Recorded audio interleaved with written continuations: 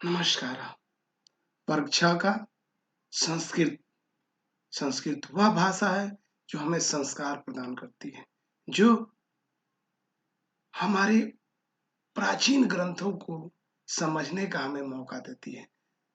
तो आइए हम संस्कृत प्रारंभ करते हैं। एक नए विषय में हम आपका स्वागत करते हैं। हम अपने यूट्यूब चैनल में आपका स्वागत करते हैं। तो कक्षा 6 की संस्कृत का पहला पाठ, प्रथमा पाठ जो प्रार्थना है, उसको लेकर मैं उपस्थित हूँ आपके बीच। मैं कमलेश कुमार आपके बीच उपस्थित हूँ। तो आइए हम लोग उस प्रार्थना पढ़ना प्रारंभ करते हैं। बच्चे भी हमारे साथ हैं, तो आइए हम लोग पढ़ें। त्वमेव माता च पिता त्वमेव, त्वमेव बन्धुश्च सखा त्वमेव, त्वमेव विद्या द्रविणं त्वमेव, त्वमेव सर्वं मम देव देव। आइए इसके अर्थों पर, भावार्थ पर नजर डालते हैं। हे प्रभु, हे भगवान, हे ईश्वर, तुम ही मेरी माता हो, तुम ही मेरे पिता हो, तुम ही मेरे परिवार हो, तुम ही मेरे बंधु हो और तुम ही मेरे मित्र हो। तुम ही मेरा ज्ञान तथा मेरा धन संपत्ति भी तुम ही हो। हे मेरे ईश्वर, हे मेरे देव, तुम ही मेरा सब कुछ हो। आइए प्रार्थना के अगले भाग को देखते हैं। खूबसूरत पंक्तियां, उन पंक्तियों को हम देखते हैं कि उसमें क्या है। नमो नगेंद्राय हिमालयाय, नमो विशालाय च सागराय, नदीगणेभ्य सुख साधनेभ्यो, देशाय तस्मै मम भारताय। आइए इसके भावार्थ को देखते हैं। पर्वतराज हिमालय को नमस्कार है, विशाल सागर को प्रणाम है, नदी समूहों और सुख साधनों से परिपूर्ण मेरा देश भारत है, मैं उसको प्रणाम करता हूँ। तो इसमें पर्वतराज हिमालय को प्रणाम करने की बात की गई है, सागर को प्रणाम करने की बात की गई है और अपने देश भारत को प्रणाम करने की बात की गई है। इसके कठिन शब्दों के अर्थों पर हम बात करते हैं। त्वमेव मतलब तुम ही, च मतलब और, बंधु मतलब संबंधी, सखा मतलब मित्र, द्रविणम माने धन, सर्वम का मतलब होता है, अर्थ होता है सब कुछ, मम का अर्थ मेरा, नमो नमः का अर्थ प्रणाम, नागेंद्राय का हिंदी होता है, का अर्थ होता है पर्वत राज को, विशाला मतलब बड़ा, नदी गणेभ्य मतलब नदी समूहों को या नदी समूहों के लिए, सुख साधनेभ्यो मतलब होता है सुख साधनों के लिए या सुख साधनों को, देशाय मतलब देश को, तस्मय मतलब उसको या उसके लिए, भारताय मतलब भारत को या भारत के लिए। तो आप सब शब्दार्थ अवश्य याद कर लेंगे। अब आइए इसके प्रश्न अभ्यास पर बात करते हैं। और सबसे पहले इसमें मौखिक प्रश्न है और मौखिक प्रश्नों पर में हम देखते हैं कि इन शब्दों का अर्थ बताएं। अभ्यास मौखिका, पहला प्रश्न, इन शब्दों का अर्थ बताएं। द्रव्यम, सखा, विशालाय, नगेंद्राय, मम। तो द्रविणम का अर्थ है धन, सखा मतलब मित्र, विशालाय मतलब विशाल को, विशाल के लिए, नगेंद्राय का अर्थ है पर्वतराज को या पर्वतराज के लिए, और मम का मतलब है, मम का अर्थ है मेरा। आगे देखते हैं दूसरा प्रश्न, मौखिक का है।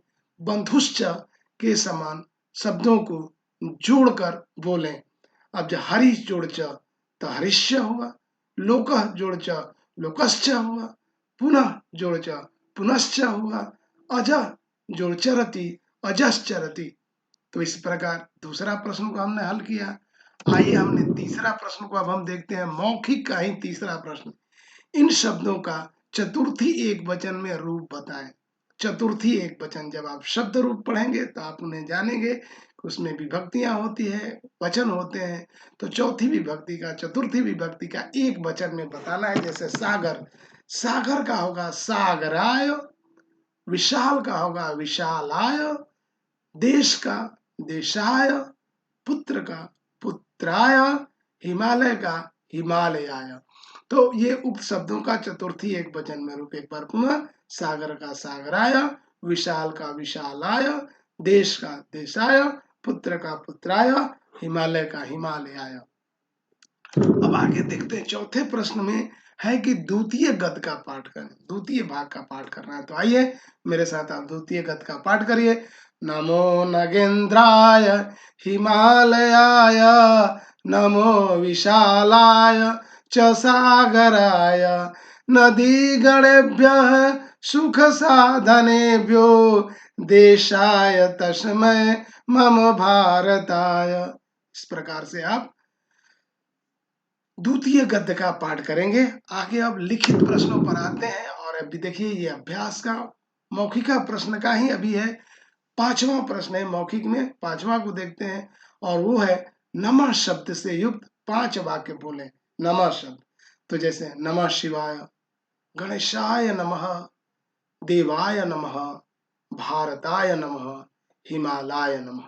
ये ध्यान रखना है कि चतुर्थी विभक्ति में होनी चाहिए, जैसे शिवाय नमः या नमः शिवाय, देशाय नमः, देवाय नमः, भारताय नमः, हिमालयाय नमः। तो इस प्रकार से ये 5 प्रश्नों का यह मौखिक अभ्यास खत्म हुआ। अब हम लोग आते हैं इस पाठ के लिखित अभ्यास पर।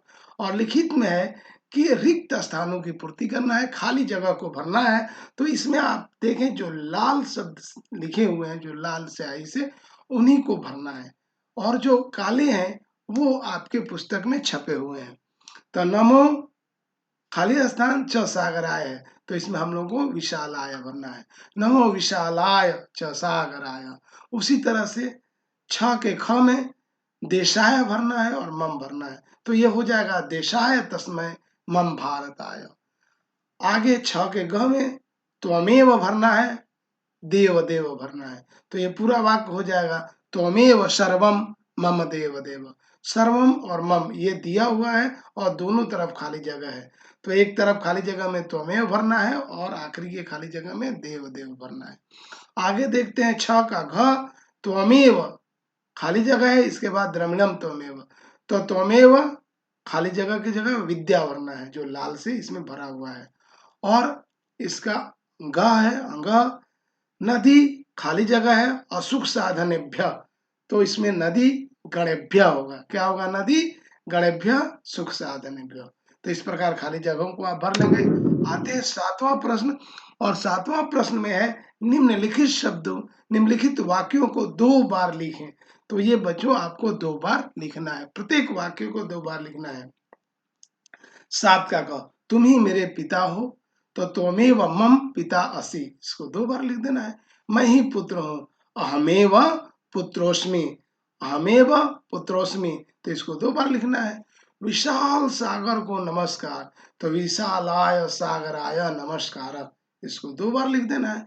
भारत देश को नमस्कार, भारताय देशाय नमस्कार, इसको 2 बार लिख देना है। और आखिरी है भारत मेरा सब कुछ है, भारतवर्षम मम सर्वम अस्ति, भारतवर्षम मम सर्वम अस्ति, तो इसको 2 बार लिख देना है। आइए 8वें प्रश्न को देखते हैं, और 8वां प्रश्न है इन शब्दों से वाक्य बनाए। वे कौन कौन से शब्द हैं? तो द्रविणम, तस्मै, मम, नदीगणेभ्य और सखा। तो आइए हम लोग बारी बारी से वाक्य बनाते हैं। द्रविणम, त्वमेव द्रविणम असि, त्वमेव द्रविणम असि। देखिए इसमें लाल रंग से दिखाया भी गया है जो जिन शब्द से वाक्य बना है। तस्मै नमः, तस्मै से वाक्य बन गया, तस्मै नमः। मम से वाक्य बनाना है, सह मम भ्राता अस्ति, सह मम भ्राता अस्ति, मम से वाक्य बन गया। नदी गणेभ्य, नदी गणेभ्य नमः, तो ये आपको नदी गणेभ्य से वाक्य बन गया। और सखा से करीमः मम सखा अस्ति, करीमः मम सखा अस्ति, तो इस प्रकार से आप सखा से वाक्य बना सकते हैं। कोई जरूरी नहीं है कि आप यही वाक्य बनाएं, आप कुछ और भी बना सकते हैं, कुछ और भी वाक्य के रूप में आप लिख सकते हैं। 9वां प्रश्न, और वह है भारत की विशेषताओं पर 5 वाक्य हिंदी में लिखें। भारत की विशेषताओं पर, अपने देश की विशेषता पर 5 वाक्य लिखना है। तो उम्मीद है आप अच्छे तरीके से लिखेंगे। चलिए मैंने भी लिखा है। अब देखिए, मेरा भारत विशाल है, भारत के उत्तर में हिमालय है, हमारे देश की भूमि उपजाऊ है, हमारे देश में सभी धर्मों के लोग रहते हैं। भारत में अनेक पवित्र नदियाँ बहती हैं, आप जानते ही, जैसे गंगा, जमुना, सरस्वती, कृष्णा, कावेरी। तो ये 5 लाइन है। मेरा भारत विशाल है, भारत के उत्तर में हिमालय है, हमारे देश की भूमि उपजाऊ है, हमारे देश में सभी धर्मों के लोग रहते हैं और भारत में अनेक पवित्र नदियाँ बहती है। तो इस प्रकार हमने 5 वाक्य हिंदी में लिख दिया, आप भी लिखिएगा, कोई ज़रूरी नहीं है, दूसरा भी आप लिख सकते हैं। अब 10वां प्रश्न है, अपने स्मरण से कोई श्लोक लिखें जो इस पाठ से भिन्न हो। अपने स्मरण से लिखना है। तो चलिए, मैंने स्मरण से लिखा है, उदेति सूर्य बहति च वायु व्यायामं कुरु वर्धय आयु पक्षी कूजति चरति च धेनु गोपालस्य हस्ते वेणु। तो इस प्रकार से आपको जो भी याद होगा, जैसे आप हमेशा शादी ब्याह में सुनते आते हैं, तो कोई भी आपको, जैसे शादी ब्याह में सबसे पहले लोग क्या बोलते हैं, मंगलम भगवान विष्णु मंगलम गणध्वजा मंगलम पुंडरीकाक्षाय मंगलाय तनोहरि। तो आप कोई भी आपको जो श्लोक याद होगा उसको आप अपने स्मरण से लिख दीजिएगा, जो अपने याददाश्त से लिख दीजिएगा। आगे आखिरी प्रश्न देखते हैं, और इनको सुमेलित करना है। अलग अलग दिया हुआ है, इनको मिलाना है। तो नग जोड़ इंद्र नागेंद्र होगा, नग जोड़ इंद्र नागेंद्र होगा, यानी एक में ग होगा। हिम जोड़ आलय हिमालय होगा, तो दूसरा का घ होगा। 3 में भरत जोड़, भरत में इसमें कोई जोड़ नहीं करना है, तो भरत का भारतम होगा, यानी 3 का क होगा। सागर का सागर होगा, सगर का सागर, यानी चौथा का अंग होगा। और राम जोड़ च है, तो रामश्च होगा, यानी रामश्च ख में है। तो नगा जोड़ इंद्र नागेंद्र, हिम जोड़ आलय हिमालय, भरत का भारतम, सगर का सागर, राम जोड़ च बराबर रामश्च। इस प्रकार एक का अंग, एक का ग, 2 का घ, 3 का क, 4 का अंग और 5 का ख। इस प्रकार से इसको सुमेलित किया गया है। तो बहुत बहुत धन्यवाद बच्चों, उम्मीद है ये पाठ आपको अच्छी लगी होगी। आप सभी इस वीडियो को देखें, आपको बहुत बहुत धन्यवाद, बहुत बहुत धन्यवाद। ऐसे ही हमारे चैनल को देखते रहिए, लाइक करिए, सब्सक्राइब करिए, और संस्कृत के अन्य पाठों को हम लेकर अपने अगले वीडियो में उपस्थित होंगे। तब तक ये पाठ आपको कैसा लगा, इस पाठ से आपने क्या सीखा, हमें अवश्य कमेंट करके बताइएगा, ताकि हम आपके लिए और अच्छी अच्छी चीज़ों को लेकर उपस्थित हो सकें।